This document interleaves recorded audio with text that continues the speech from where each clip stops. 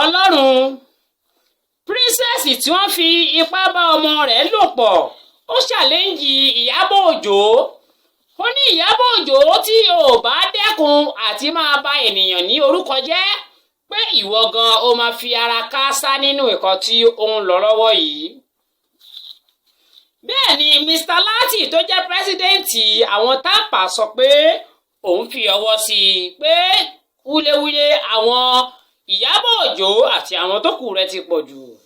èmi kan mo sọ o, ìròyìn kúmọkùmọ ń ló sọ ọ́. orúkọ mi ni Irúnjà Afirunṣó Ìlẹ̀kẹ̀já Tòǹtòwú. èmi tí mo gbarúgbó tewútewú tí mo gbàyà àgbà bí ẹni gbọ̀n wú.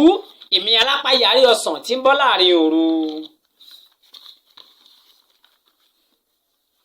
àwọn méjì kan ni wọ́n ń jà ságbà àti ẹ̀gbọ́n comrade Lassa Fever àti president Corona ní òun lẹ̀gbọ́n o, Lassa Fever ní òun làgbà.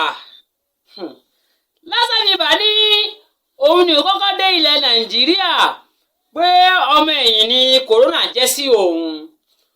Corona ní òun gbà ṣùgbọ́n àwa méjèèjì ẹnìkan trend ju ẹnìkan lọ pé òun gbinlẹ̀ ju Lassa Fever lọ. bẹ́ẹ̀ ni Sanwó-Olú sì ní ẹ wo bí ẹ ń jàságbà ìyún wo kàn mí asá àti ṣẹ́gun àrùn kòrónà àti Lassa Fever nílẹ̀ Nàìjíríà.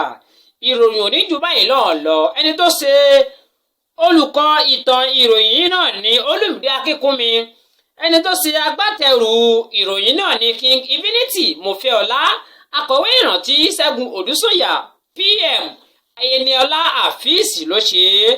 ìyá bàbá Ìjẹ̀ṣà ló ní kí n máa kí yín pé kẹ́ ẹ máa bá mi bọ̀ ní ìròyìn kúmọkùmọ ẹ jókòó kẹ́ ẹ máa bá mi ká lọ ó dàbọ̀.